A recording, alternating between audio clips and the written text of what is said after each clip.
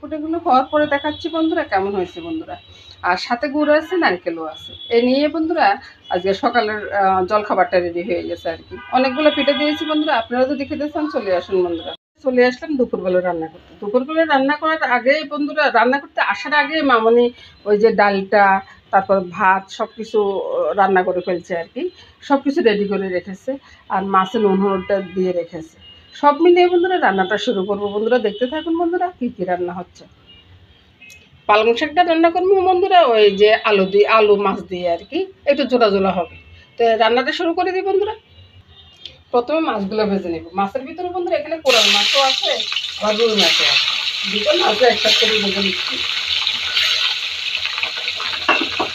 কম কম করে দিয়ে ভেজে নিচ্ছি আর কি। আর কোরাল মাছটা না এমন একটা মাছ, এটা পাটে পাটে খুলে যায় আর কি। তারপরে একটু সাবধান খেয়ে ভেজে নিচ্ছি। আর একবারে বেশি বারবারই ভাজবো না, একটু কম করিয়ে ভাজবো।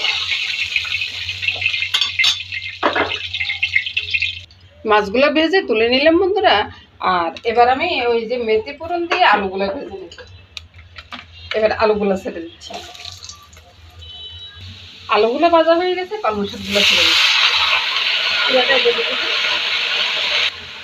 এবারে একে একে বন্ধুরা স্বাদ মতো নুনটা দিয়ে দিলাম, চিনিটা দিয়ে দিলাম, তারপরে হলুদটা দিয়ে দিলাম। চিনি যদি আপনারা না খান তো না দিলে কোনো সমস্যা নেই। লঙ্কাটা দিয়ে দিলাম।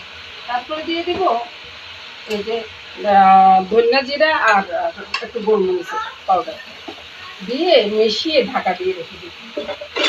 এবার ঢাকাটা দিয়ে দিব, আস্তে আস্তে হইতে থাকুক।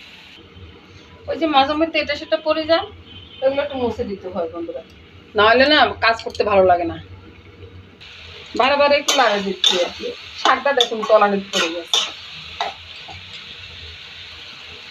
তো বন্ধুরা একটু সেটে দিব, ওই যে আলুগুলো একটু ভেঙে দিব, তাহলে তরকারির কালারটা বেশ সুন্দর হবে। তো বন্ধু কোরাল মাছ ফুটতে না এই প্রথম দেখলাম। এই মাছটা ফুটলে আমাদের বলুন তো বন্ধুরা, আপনারাই বলুন না। মাছগুলো ছেড়ে দিলাম, ঝোলটা দিয়ে দিলাম। এবার একটু নেড়ে ছেড়ে দিব, বাস নামিয়ে নেব। এই তো বন্ধুরা রান্নাটা হয়ে গেছে, এবার রান্নাটা নামিয়ে নেব। এবার মারে স্নান করে দিয়ে আসছি তো বন্ধুরা, এই জন্য দেরি হচ্ছে। এবার বলুন বন্ধুরা রান্নাটা কেমন হয়েছে বন্ধুরা। এই রান্নাটা না খেতে অসাধারণ লাগবে বন্ধুরা। নমস্কার বন্ধুরা। পরের রান্নাটা বন্ধুরা আমরা এটাকে কইটা বলি আর কি, এটা চিচিঙ্গা। তো চিচিঙ্গাটাকে শুটকি দিয়ে রান্না করবো। লোটটা শুটকি কেটে কেটে ভিজিয়ে রেখেছি আর কি। এখন ধুয়ে পরিষ্কার করে নিয়ে চলে আসলাম। তারপরে পেঁয়াজ আছে সাথে। কড়াইতে তেল দিয়ে দিলাম, তেলের মধ্যে শুটকিগুলো ছেড়ে দিলাম। প্রথমে শুটকিগুলোকে ভেজে নিই। শুটকিগুলো মোটামুটি ভাজা হয়ে গেছে, পেঁয়াজগুলো ছেড়ে দিচ্ছি। পেঁয়াজ ছেড়ে দিয়ে বন্ধুরা পেঁয়াজের সাথে একে একে আমি সাজিয়ে লঙ্কা নুনটা ভুল করতেছি বন্ধুরা। তারপরে দিলাম হলুদটা, লঙ্কাটা একটু বাড়াই দিলাম, কারণ শুকনো হবে। শুকনোটা লঙ্কা বেশি হলে ভালো লাগে আর কি। নেড়ে ছেড়ে তারপরে আমি ইয়েগুলো ছেড়ে দেব। এবার সবগুলো একসাথে ছেড়ে দিলাম, নেড়ে ছেড়ে মিশিয়ে নিচ্ছি।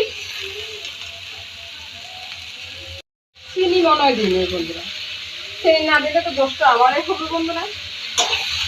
এবার নেড়ে ছেড়ে একবারে মিশিয়ে নিব, মিশিয়ে নিয়ে ঢাকাটা দিয়ে রাখবো। আর রান্না হওয়ার পরে বন্ধুরা আমি দেখাবো কেমন আছে। চুলাটা কমাইতে গিয়ে চুলাটা নেমে গেছে। এই তো বন্ধুরা রান্নাটা হয়ে গেছে, এবার নামিয়ে নেব।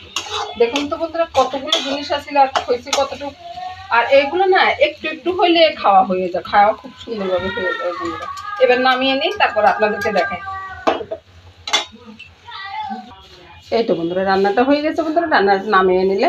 এই যে এদিকে চিচিঙ্গা ভাজির মতো হয়ে গেছে আর কি। ভাজি বলবো না শুকনো বলবো সেটা আপনারাই বলুন।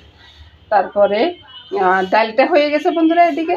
আর ওই যে পালং শাক দিয়ে মাছ দিয়ে রান্না করছি একটু ঝোলা করে, ওইটা ওইদিকে আছে।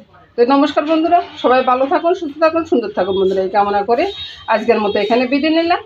যদি ভালো লাগে বন্ধুরা একটু লাইক দিয়ে দিবেন আর একটা কমেন্টস করবেন। নমস্কার।